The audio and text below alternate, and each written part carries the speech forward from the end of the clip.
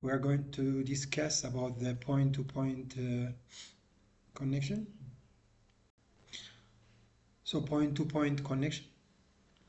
So this is one of the kinds of connection that we called it upon in the previous section, or in the part of the one.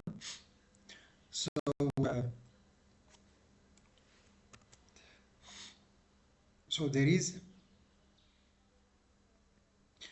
is a point-to-point connection. When we say a point-to-point connection, we will discuss about the concepts, and we'll try to configure HDLC encapsulations, and we will compare between a PPP and HDLC, explain the PPP concepts and operations, and also we try to implement it. So you can see that there is whenever you have, so usually it's by default known that who is the owner of the wide area network? It is the service provider. So whenever you want to connect branch networks or remote connections, you need to have the willing and the money to use the network, because this is not a LAN which is owned by an organization. This is a WAN which is controlled by the service provider. So typically the one is owned by the service provider. So point-to-point connection, they will enable you to connect. So here you can see you have one LAN, here you have another LAN. So there are multiple options to connect between one LAN and another LAN that we have already discussed it with the concept of WAN. One of the mechanisms of connecting these two connections is called what? Point-to-point connection. So point-to-point connection can enable us to connect two different LAN segments. So LAN segments can be connected using the service provider one. So they can also be called serial connections, leased line connections, but because they are leased from the carrier or the service provider. So the companies will pay what? For the continuous connection between two remote connections. For example, here, this LAN, in this LAN, they are connected continuously by the service provider network. So I think there are different types of connection. So the first connection, we call it a serial.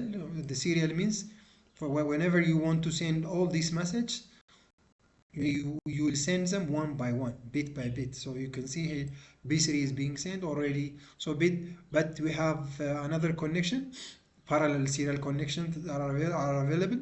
So parallel is an RS-232 serial ports have been replaced by the USB serial bus. But even though they are parallel, usually there are difficulties. When you look at them, it looks like they are better than faster than this one, but there are many problems with regard to with this one. The advantages of a parallel communication is simultaneous transmission over multiple wires, sending in terms of bytes rather than in bits, because multiple bits can be sent at the same time. Previously, they used to connect printers, computers. Nowadays, they are being replaced by the USB because they are. So point-to-point, in the first case, it's a permanent and it's dedicated. So nobody is going to share your network. So there is no mechanism of sharing. And the second one, they use what kind of digital transmission. So because it's a digital transmission, it doesn't require a modem in between. But we can use the device called CSU to SU. So you can see that here you have a network office, here you have a London office of the same organization, but in two different locations. You can connect them through what? A permanent dedicated. Dedicated means that nobody is going to share your network. You are the one who's going to pay from the starting point until the end point. There is no concept of sharing. So you have a pre-established path.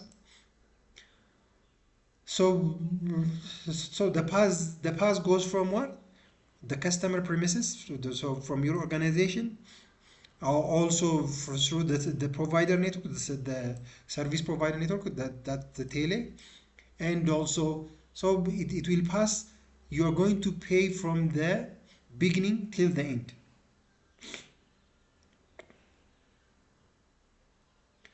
So they can connect two geographically distant sites, corporate networks, and they are not limited to connections that cross the land.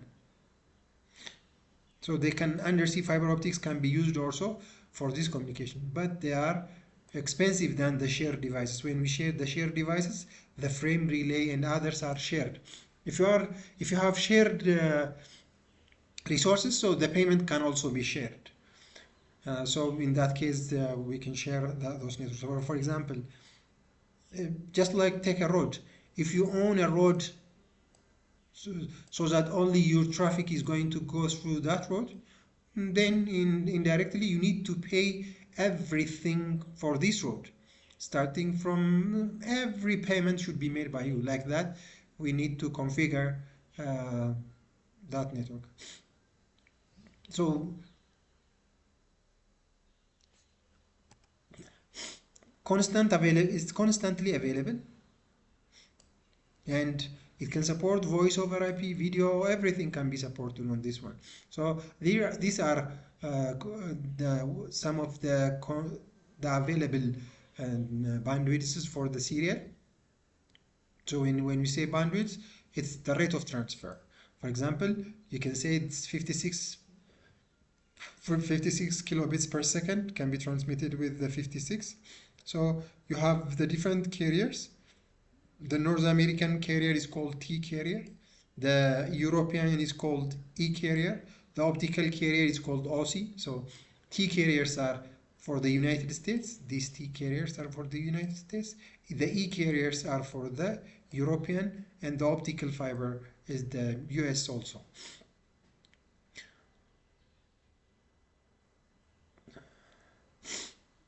So usually they are carried, the OC or the optical carriers are usually carried on the SONET uh, carriers.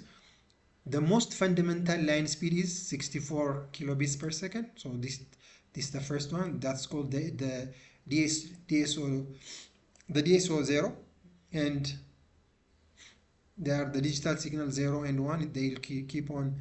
So you'll have DSO 1, DSO like that. But whenever you have 24 DSOs, they are called what? DS1 or T1 line. So you can multiply 24 by 64, you'll get T1 line. Whenever you have DS28, DS1, we'll get DSC3 or T3. So you can think of DS1 is what? 24 DSOs, so you can multiply 28 times 24 to get T3. So T3 is around how much? 44.73 megabits per second. So there are protocols, encapsulation protocols. I think you do remember there are a LAN encapsulation protocol. What is the LAN encapsulation protocol? That is called switches use which kind of protocol? The Ethernet protocol. That's what we call it, Ethernet. So the Ethernet is used by what? Switch. So switch will use the Ethernet protocol. What protocol is used by the one? The one uses these two protocols. They are called the HDLC and the PPP. So whenever you have a one connection, especially in the leased line protocols, we use HDLC and the PPP. So the HDLC is the default encapsulation protocol, especially whenever you have the Cisco device. If you have the Cisco device, it's used by the what? HDLC. If you have another devices, then you need to use the point-to-point or PPP protocols. So whenever over synchronous and asynchronous circuits. So it can support PAP and CHAP. So these are the authentication mechanisms which can be used. And also there used to be SLIP previously, that is the serial line internet protocol. So here you can see that there are different types of protocols. Whenever you have the leased line, you are going to use these three. So the HDLC, the PPP, the SLIP are used by the leased line. If you have the circuit switching networks, that is what are the circuit switching networks? The ISDN, the dial-up, this all the ISDN and public switch telephone networks, PSTN. These are the telephone or the voice networks that use these protocols also, HDLC and PPP and SLEEP. And also you have the packet switching, which is usually both of them. You can see that the leased line is not a shared network, but the telephone company network, that is the public switch telephone network or the PSTN, and the SDN, which is the voice network that we use for all the telecommunications, and the frame relay, the X25, which are the packet switching networks. I think we have already discussed about the packet switching and circuit switching leased line. So previously we have said that the one is subdivided into how many portions? 3 portions. The first one is called what? The private. The second one is called, we have subdivided the private and the public. The private have been subdivided into two. That is the circuit switching and the packet switching. So here, this is the public, this is the private network, PR, private. This is the public, so the P. So what was the public? In short, internet. What are the private? The private have subdivided into what? Circuit switches. The private has been divided into, so the private has been used into what? Into a leased line. So here we have the leased line. So the circuit switching, the packet switching are what kind of networks? Shared networks. Sorry, this can be said shared networks. So the shared networks are subdivided into two, the circuit switching and packet switching. In short, these are the protocols that we use. So this one are what kind of networks? The packet switching networks. This one, and this one, they are the protocols used for what? The protocols used for both circuit switching and leased line. So don't forget these protocols. So the one encapsulation, so I think HDLC, if it is HDLC, the Cisco standard, it will have protocols inside. HDLC is a synchronous protocol which has been developed by the ISO. You do know that all of them are layer 3 protocols. They are not layer 3 protocols. They are layer 2 protocols for one purpose. So HDLC is, we say that it's a default serial encapsulation, and also it's a point-to-point protocol. The HDLC is a point-to-point protocol. How do we configure that? You'll configure interface. By default, we have said encapsulation is the HDLC, but if you have a Cisco device, it's by default.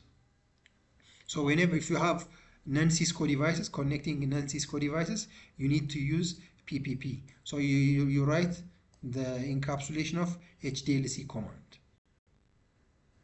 So you can see that show interface serial. You can see that the encapsulation is these kinds of encapsulation. So by default, if you have a Cisco, so whenever you have the serial 000 up, the line protocol up, indicate that the line is functioning properly.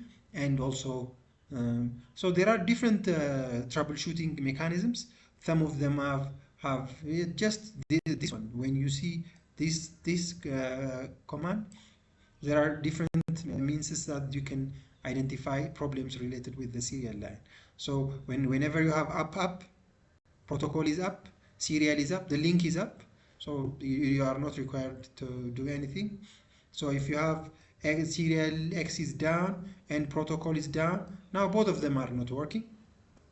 So in this case, multiple issues can be seen, but sometimes the serial can be up and the protocol can be down. So there are different mechanisms that you can use. So we said that PPP. So we are more interested in PPP because HDLC is a Cisco proprietary protocol. We don't need a proprietary protocol. We do need what kind of protocol? A protocol that can be used for all. So encapsulations should be used whenever there is what? PPP you will use whenever you have a connection with non-Cisco router. So we have said that it is layer 2 encapsulation protocol. So whenever you have serial cables, phone lines, trunk lines, cellular telephones, specialized radio links, fiber optics, all of them will use which kind of protocol? This is the PPP protocol. So an additional advantage of this one is it supports two protocols, LCP and NCP. So LCP used for what? Link connection. So link connections can be established, configured, and tested using the LCP, the the LoRa protocol, and also we have the network control protocol that's called NCP for establishing and configuring different network layer protocols. So they are a little bit upper. So what's PPP? So we said that. So first, PPP. First, the advantage of PPP are one of the advantages, link quality management. So it can change the quality of the link. It doesn't just authentication process will start only whenever. So there is authentication process and one advantage, link quality management another advantage. So it can monitor the quality of the link and it can configure with this command. So the quality can be configured using the percentage. So based on this quality, if your quality does not reach to the recommended stage, that packet can be rerouted or dropped. So if you say 50% quality, so if the packet does not reach this 50% quality, the packet will be dropped. So this is a minimum requirement. You know, we have said that it can support PAP and CHAP authentication. So that's one of the advantages of what? The PPP. So we said they have two protocols. What protocols? The network layer protocol that's used for upper layer, network layer. It can communicate with the IP and with protocols, and this one will communicate with the physical layer. So that's an advantage of this layer. So there are so many advantages with regard to this one. So it will have because it's a frame. Frames have this kind of structure. Most of the frames, either Ethernet frame or this frame, we can see that they have a flag at the beginning and at the end. They have frame check sequencing mechanisms. So this can be used for this one. So the steps that are used for PPP session establishment. First one is link establishment and configuration negotiation. So first they need to establish a link and they negotiate based on. Then they'll check what? The link quality determination. Even though this is optional, they will determine the quality option. So then they'll configure, negotiate on the network layer protocols.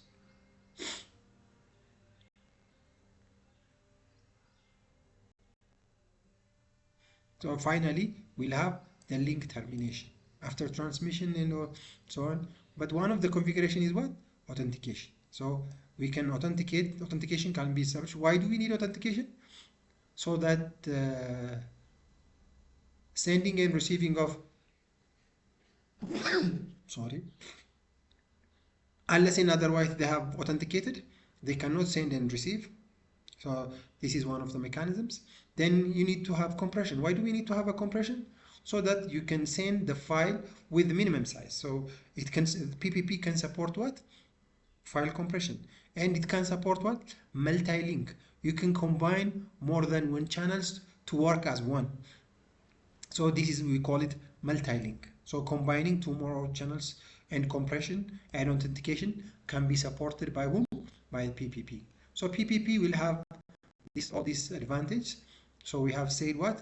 It can compress, it can error detect, it can call back. So all these are the advantages of PPP. Now let us go and see a little bit of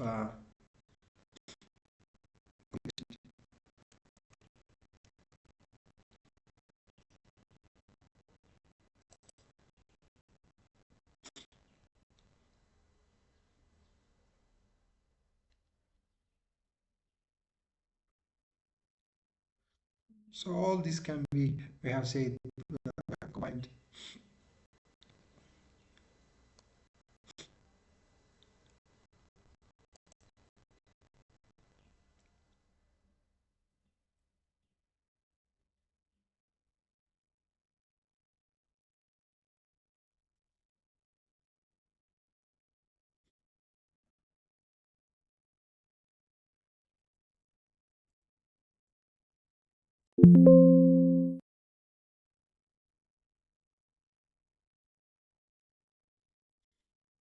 can bring two routers here.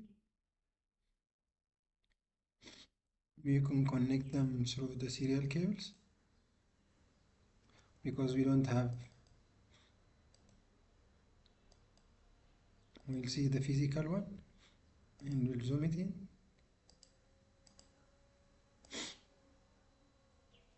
So let us turn it off. Let us add this one. Let us turn it on. And the same here. Let us turn it off. And let us turn it on.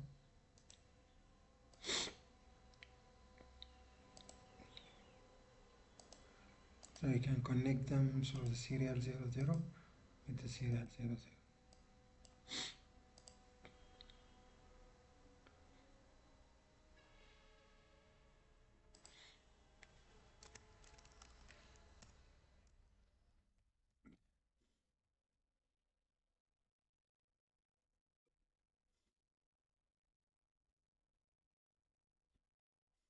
The name is what?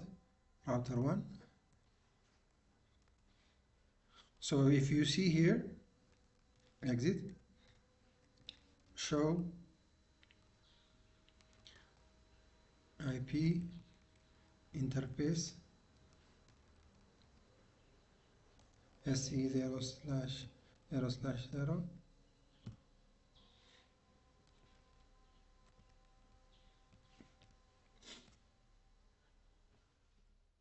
So you can see here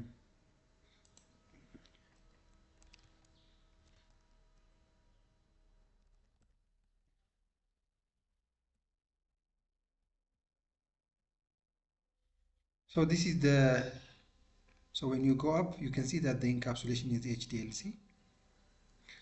So if this is HDLC, because we are using the Cisco device by default, and when you check it on here you can also check that. We'll say no enable conf t host name art.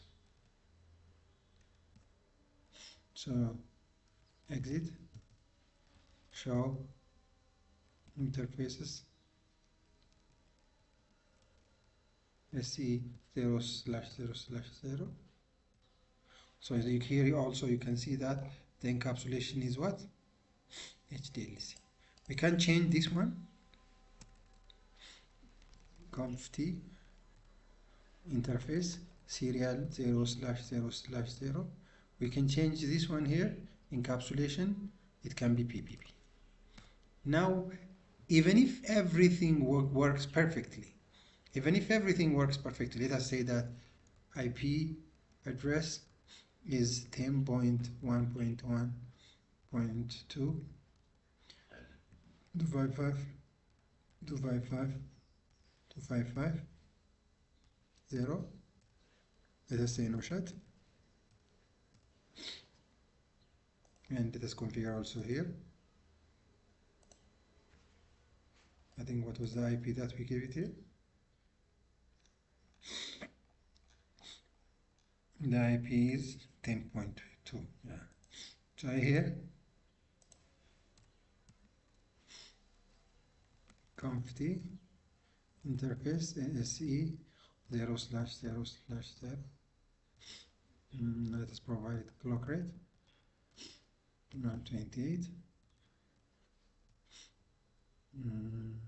IP address. It was 192.168. Sorry, it was 10.1.1.1. So it was 255.255.255.0. No shut. Now you can see the network is normal, but we cannot ping. Why? Because one of the this part is using what? Is using PPP. This one is using HDLS. So you need to have the same protocol, which should be configured. So you cannot ping from this router. For example, if you ping 10.1.1.1 So let us say show IP, so show interface SE 0/0/0. Now you can see here what? Here you can see the serial, the link is working, the cable is working, but the protocol is not working. Why? Because the problem here, you have what kind of protocol? HDLC. But here, if you come here and again do the same thing that I have done now, show interfaces SE 0/0/0. So here you can see this is PPP. So what the problem? That one is using HDLC. This router is using HDLC. This router is using PPP. But the configuration is working. But we cannot ping one another. So you cannot ping that router. So point 1.1.1.1. So if you ping it, there is no reply. Well, the problem is what? Only the protocol. So we need to configure this one. We'll come here. We'll change the protocol. So we'll say what? Configure terminal interface SE 0/0/0. Now we'll say what? Encapsulation. Encapsulation is what? PPP. Both of them now are what? PPP. Now, if you exit from here, if you say show IP interfaces SE 0/0/0, now you can see with that what? You can see the line, the serial, the cable is working and the protocol is also working. But now if you ping it, if you ping 10.1.1.2, the other router, now you'll see a response, which is perfect.